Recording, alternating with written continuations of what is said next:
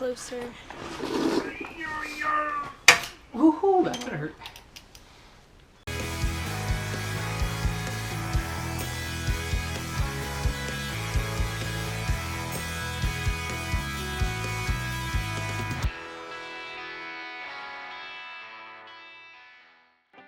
Appalachian Mountain Riders is brought to you in part by the following.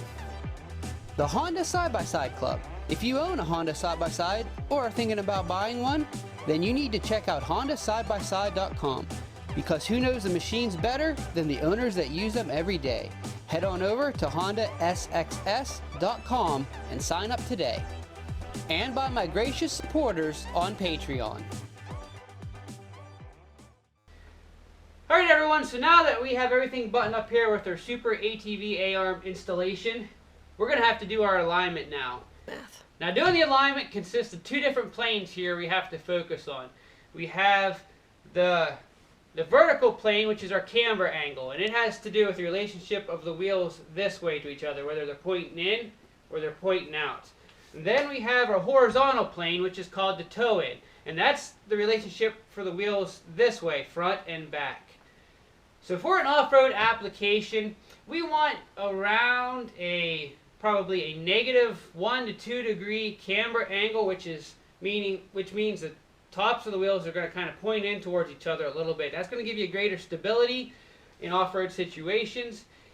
Now for the toe in, we want the front of the wheels to be pointed in towards each other just a little bit. You don't want to go any more than 1/8 to 3/16 of an inch toe in on this. What having the wheels pointed slightly towards each other the front's going to do is give you better maneuverability. If you have a positive toe on your alignment where the front of your wheels are sticking away from each other, it's going to cause the thing to want to wander, it's going to oversteer, so you want just a very slight toe in. So I'm going to get this guy jacked up, because I don't know if you guys can see here, looking down the machine, you can see that our camber angle, our top of our wheels are definitely pointed out with where I have the A-arm set now. And if you stand back, I know our toe in, it looks like that our front of our wheels are actually a positive toe in, which means they're pointed away from each other. So we're going to have to bring those in, bring the top of our wheel in a little bit, and we should get this dialed in pretty easy. So I'm going to go ahead and jack this guy up and then walk you through all it takes to do the alignment.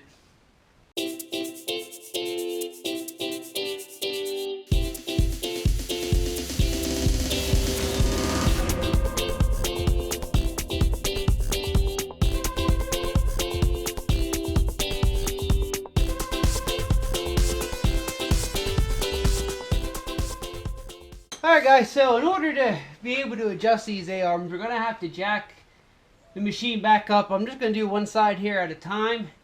But all we'll have to do is unbolt the A-arm, pull it down a little bit so we can undo our jam nut here, and then simply just twist our bushing fittings to extend or to shorten.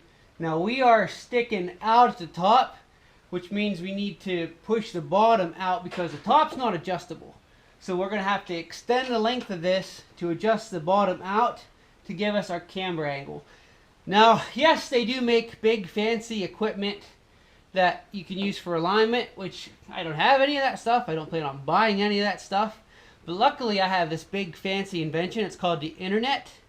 And from what research I did, most people usually adjust the lengths of these to about 1/2 inch from the jam nut when it's tight to the back here of the bushing. So we're going to use that as a baseline. I'll go ahead and pull this loose, adjust that out to give us 1/2 inch. Where's my tape? Which right now we have, we are only about 3/16, maybe a quarter. We're a good quarter. So we need to move these out another 1/4 inch yet.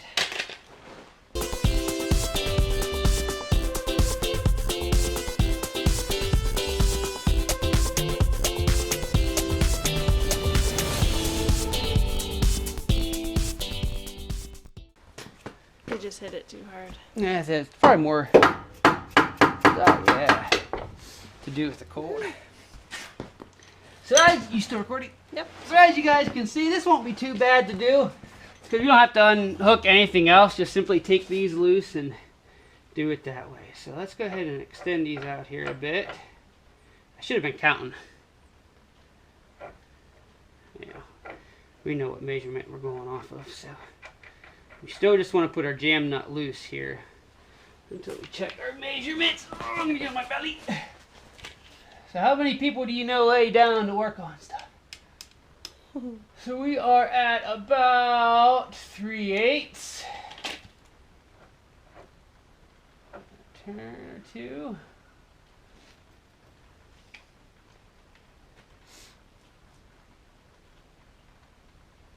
So right there, we are at 1/2 inch. I ain't gonna fully lock this down yet until we throw it back together and check it.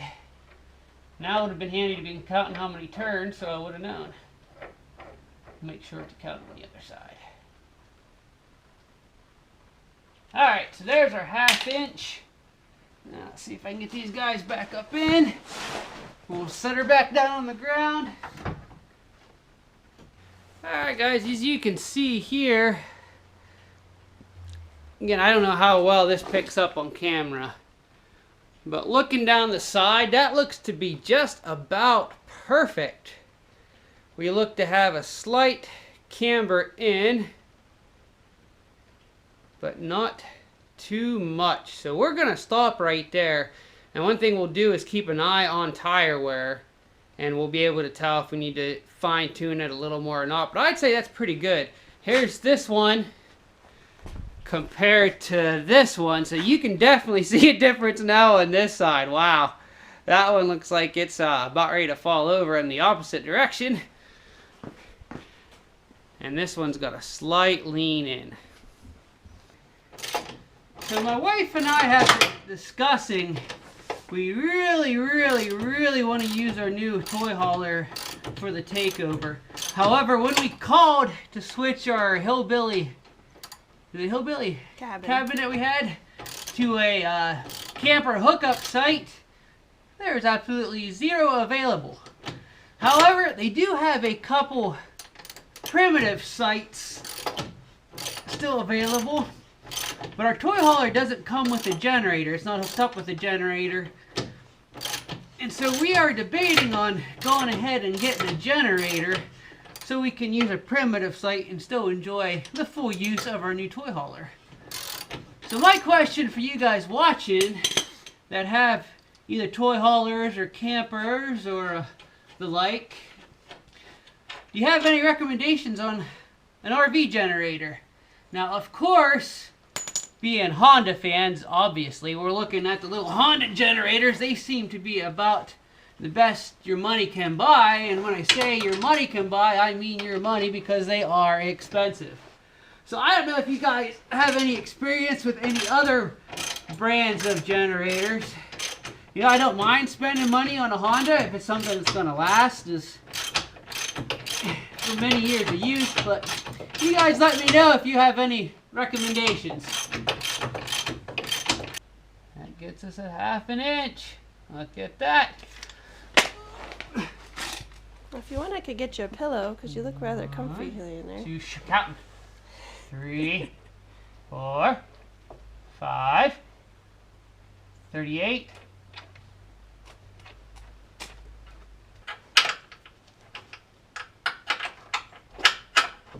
See if I can do this without looking at what I'm doing. Do you want me to help guide? Oh, I got it! Uh-huh. Well, I'm really getting a lot of dust. You should have cleaned the machine off first. It's not from the machine, it's from the concrete. Yeah, it needs to be swept. Call me Dustman.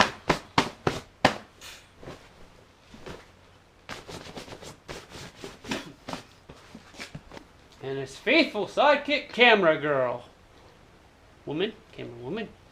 Woman's harder to say. Yeah, the only woman in superheroes is Wonder Woman. The rest are all girls. That's just because Wonder Woman could kick all the Supergirls' behinds in a fight, I would say. Because who is our Batgirl? Supergirl. Wow. I Supergirl. don't know. Supergirl could probably actually, in reality, take Wonder Woman. Wonder Woman's tough, but she's not invulnerable like Superman and Supergirl. You weren't expecting superhero talk when I was working on my Pioneer, were you? Nerd! But you haven't seen the newest movie yet, Which one? or have you? Justice League. Yeah. I have. Oh. Oh yes, that's right. I saw it on my email that you bought it. What? What? Digital download? What? Digital download without telling your wife and without offering to watch it with her. Huh? Huh? Is that considered Hey, unfaithfulness? No, we're gonna Cheating? Hey, we will watch it. I just had to know. I don't know, ladies. I don't know if any ladies watch this channel, but what do you think? It's digital infidelity. Guys, tell me, how many times have you done that to your wives? Back me up here, fellas. Superheroes. All right, let's take a look here. She's untied. Man boot. Shoe, it's a man boot. Get it right. All right, guys, I would think we look pretty close. Going by the old eyeball, I don't know. This side might be out a little, or in a little more. All right, so now that we have our camera angle more in the ballpark of where we have it to be, I'm going to go ahead and adjust the toe in here. Now, before I go messing with anything, I've already made sure my wheel is straight. So now I'm going to go ahead and measure. Probably I'm going to do this the kind of the hillbilly way, or why not, right? Again, I don't have any fancy equipment, so I'm going to just take a measurement from rim to rim at the front, rim to rim at the back, and see what our difference is. Not the most technical or accurate way, but for an off-road vehicle like this, it'll get her done. I'm going to say 46 and 13/16. Let's break that down. We're at 46 and a half inches. So that's 5/16 difference. So in order to adjust these out, guys, you're going to need a 3/4 inch wrench. I can speak. See, I know my English. And a 9/16 wrench. The 9/16 will go in your tie rod. You see how it's actually made for putting a wrench on. That'll keep this still as we use our 3/4 to loosen our jam nut. I clunk heads with my wife, smack the camera. So we're going to loosen this up. And now, how about you get a back shot? You can see this. Now what we're going to do then is, Honda makes this easy. All you have to do now is give this a twist. And if my wife goes to the front, maybe pans out or goes back a little bit. Talisa, you do have a name. I always call you my wife in my videos. Her name is Talisa. Yes, she does have a name. Now, can you focus on the tire here? On the tire? Sure. Yeah, get right straight on so you can see it move. Mm-hmm. And as I turn, you guys should be able to see this move. I'm probably going to go more than I need to just to emphasize, but you guys can, hopefully you can see that movement. But I'm not going to go too much, because again, I'm only going to move each side about 3/16. We were at 17 and 16th. Now we're at 17, so I only moved it a 16th. I need to move another 1/8 inch. I'm gonna start calling you Pigpen. Because I'm covered in dirt. Every time you walk by, there's a big cloud of There's a dust. big cloud of dust.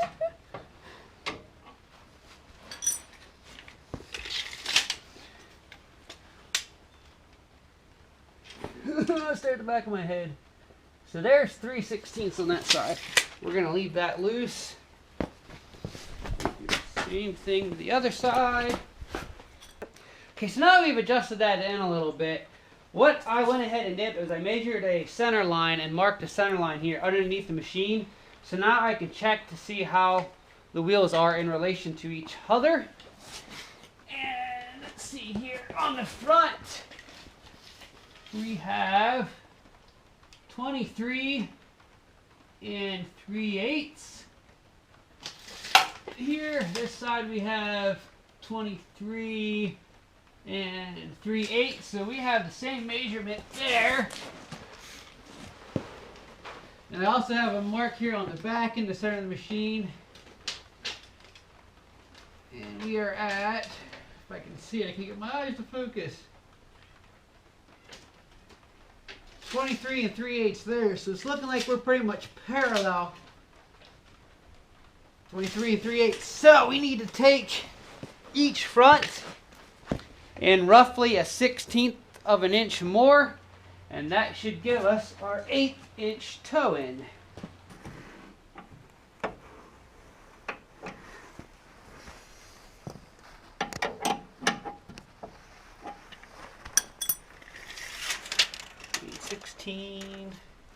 Sorry, 16.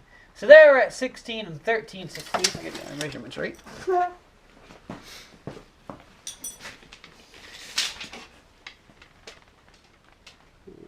7/8 there. No.